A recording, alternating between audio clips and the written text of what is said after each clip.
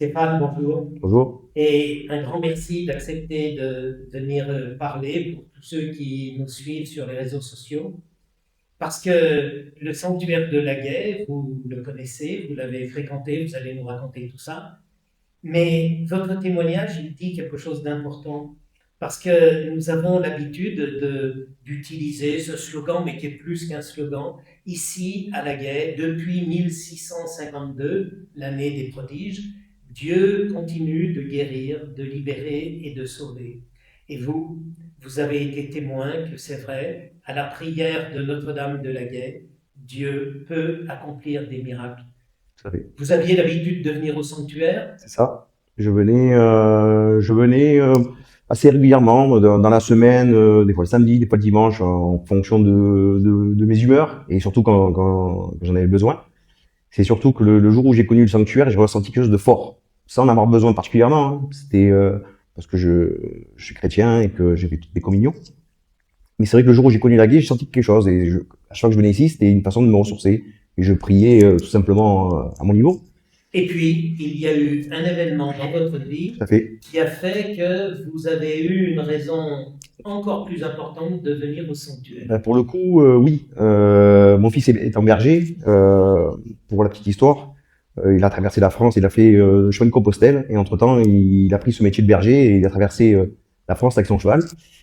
Et lors d'un travail qu'il a fait sur les courmettes dans une bergerie, lors d'une soirée festive avec son ami, sa copine, je pense qu'ils avaient dû faire un petit peu l'apéritif et le soir pour aller se coucher, pour aller dans ce corps de ferme, pour aller donc dans les chambres, ils ont emprunté un escalier, sa copine était devant. Pour faire court, elle a perdu l'équilibre et mon fils, ayant peur, il a essayé de la rattraper en se disant je vais la protéger, on va tomber sur le toit, ça va s'arrêter là. Ben, sauf que le toit il a cédé et ils sont tombés tous les deux de 7 mètres jusqu'au sol. Et mon fils est avec son ami sur lui. Donc voilà. Après, Et il est tombé sur le sol, à même le sol, sur le dos, sur le dos. C'est déjà un miracle que qu'il ne soit pas mort mort. ni lui ni elle. Ceci dit, lui, il a absorbé tout le choc. Enfin, pour pas rentrer dans les détails, quand j'ai su il avait fait cette chute, qu'il a été pris en charge, qu'il a été hospitalisé, j'ai été le voir sur le lit. Il était sédaté. Et en gros, c'est dur, hein, ouais, ça remue un peu, ça fait presque un an. Et quand vous voyez votre fils qui vous dit que ça aurait pas dû arriver, parce que il prenait ce métier de berger à cœur, il commençait à marcher, lui, sa jument et tout, pourquoi arriver à ce moment-là et que ça devait s'arrêter là? Oui, parce que le pronostic Le était politique très mauvais. très mauvais, très engagé par rapport au médecin. Le médecin lui disait qu'il y avait pas beaucoup de chance pour qu'il puisse remarcher un jour. Donc au moment où lui il m'a expliqué ça et qu'il est parti, ma première idée c'était de venir à la gué et de prier. En gros, et c'est ce qui s'est passé. Et je suis venu à la gué et je me suis positionné devant Notre-Dame de la Gué et j'ai prié tellement fort, comme je dis raconté aux sœurs, que j'ai l'impression que Notre-Dame était à côté de moi. Mais vraiment, comme je vous parle. Je sentais sa présence.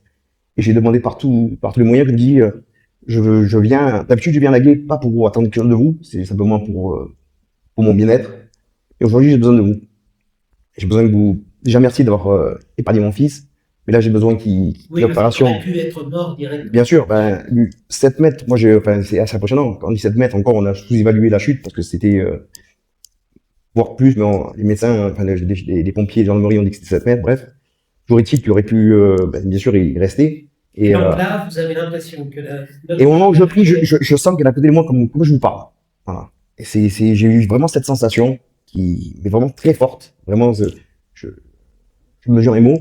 Et en gros, je lui demande donc de venir à moi et de protéger mon fils, que l'opération se fasse bien, qu'il était trop jeune pour ne plus remarcher et continuer son métier. J'ai senti un apaisement. Et dans ce que je lui ai demandé, en gros, je lui dis, si c'est une épreuve et que je dois lui montrer comment je peux vous prouver ma bonne foi, si vous m'aidez à guérir mon fils, si je dois ne plus boire d'alcool de ma vie pour lui montrer peut-être que c'est à cause de l'alcool qu'il est tombé, ou si c'est aux autres que qu'on doit plus boire, je sais pas, quoi que je puisse faire pour vous prouver ma bonne foi, pour vous témoigner mon amour envers vous, si vous guérissez mon fils, je le ferai. Voilà. Si j'aurais dit de me couper un bras, je me serais peut-être coupé un bras. Non, mais pour vous dire, je sais pas. Et au moment où j'ai demandé tout ça dans ma prière, j'ai senti un apaisement total.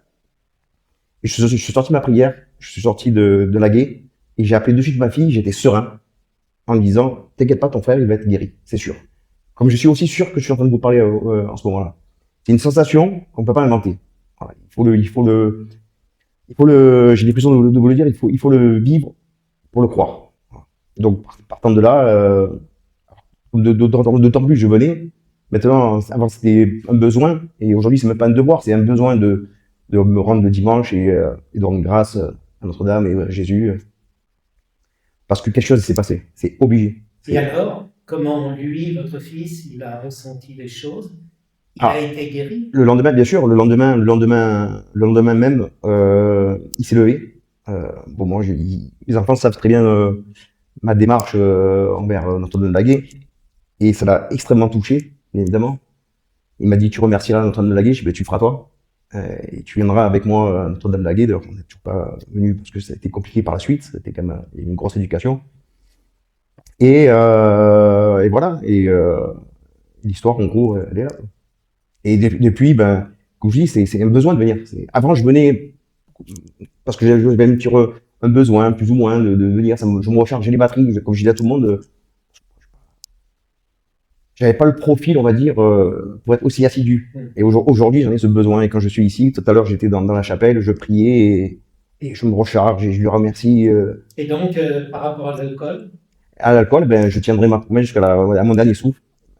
Au désespoir de mes amis, parce que on est quand même une famille un peu épicurien, on aime bien la vie, bien manger, bien boire. D'ailleurs, ça m'a amené sur un autre chemin. Et d'ailleurs, c'est ce que j'aime à dire, c'est que, comme je disais aux sœurs, peut-être que ça arrivé pour que moi je témoigne de mon expérience et que, il n'y a pas plus tard qu'une heure, il y a une amie moi qui travaille avec moi, qui a un problème de cœur, qui n'est pas croyante du tout. Et je la dirige petit à petit à nous rejoindre, j'ai envie de dire, vers le Seigneur pour venir prier. Alors, au début, elle était un peu réfractaire, mais je lui dis non, viens prier avec moi et tu auras une réponse. Voilà, donc à travers cette difficulté que vous avez vécue, Notre-Dame de Laguet est intervenue en votre faveur et aujourd'hui, eh bien, vous vous sentez un devoir de faire connaître cette bonne nouvelle que Notre-Dame de Tout à fait, ouais. Laguet peut. De partager et montrer aux gens que ben il y a des épreuves et qu'elle est là pour nous accompagner. Et si on arrive je pense, à vraiment à y croire au plus profond de nous et de prier avec tout notre cœur et notre âme, on entend une réponse. Il se passe quelque Alors, chose. pour conclure, j'ai envie de raconter cette petite histoire. Je connais un évêque qui a été guéri d'un cancer et on lui a dit un jour, il paraît que votre cancer a été guéri grâce à une intervention divine. Et pourtant, un chirurgien vous a opéré. Alors, est-ce que c'est le ciel? Est-ce que c'est le chirurgien? Et il a eu cette belle réponse, 50-50. On peut estimer que pour votre fils, la Vierge Marie a aussi été présente pour que celui qui s'occupait de lui, de l'opérer, puisse aussi réussir cette opération. C'est possible aussi, on peut le voir comme ça. Le ciel et le chirurgien ont permis que votre fils aujourd'hui puisse marcher. Que le nom du Seigneur soit béni et merci Stéphane. Merci à vous et merci à Jésus, Notre-Dame de Notre-Dame de la Gué. Laguet et à Jésus qui a manifesté sa puissance pour vous. Amen.